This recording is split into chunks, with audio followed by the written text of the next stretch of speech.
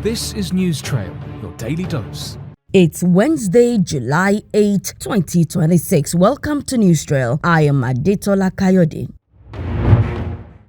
President Bola Tinubu has directed the Independent Corrupt Practices and Other Related Offences Commission (ICPC) to carry out a comprehensive investigation into the activities of the fictitious Presidential Foreign Intervention Promotion Council (PFIPC), ordering the anti-graft agency to submit its report within 30 days. Among the issues to be investigated by the ICPC include the claims of one Adeyemi Matthew, who presented himself as the Director General of the so-called PFIPC, falsely claims to be a presidential appointee, the forged appointment letters, and other official government documents. The president also directed the ICPC to investigate not only the activities of the principal suspect and other collaborators, but also the broader circumstances that may have enabled the fictitious body and a false claim of presidential appointment to gain an appearance of official legitimacy. Adeyemi had accused the president's chief of staff, Femi Gbajabiamila, of receiving 400 million naira through a proxy and subsequently demanding an additional 200 million naira to facilitate his appointment. He also challenged the presidency's denial of the PFIPC's existence. Meanwhile, Gbajabiamila has threatened a 10 billion naira defamation suit against Adeyemi over allegations of murder and bribery.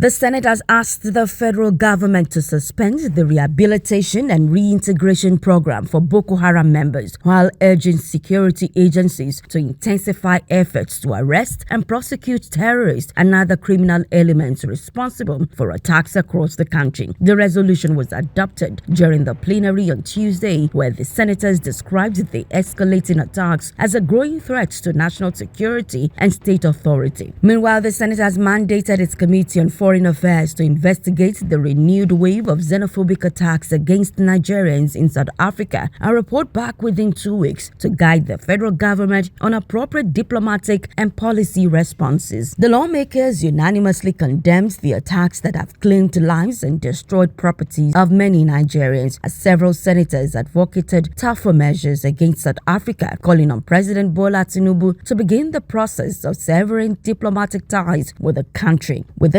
should the attacks continue.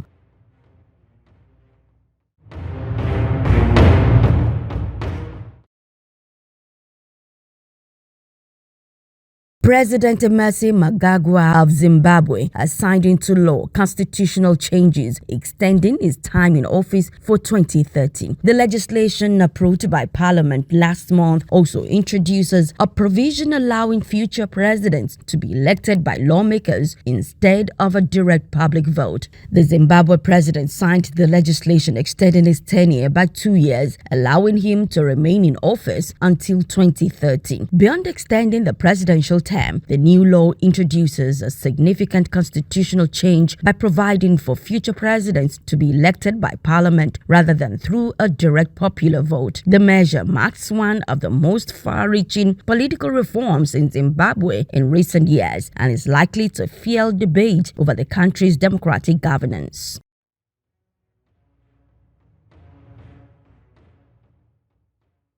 And that's it on News Trail for today. Many thanks for connecting. Please do not forget to like, comment, share, and subscribe to our YouTube channel, News Trail. And always remember to try to be a little kinder than necessary. Have a fantastic midweek.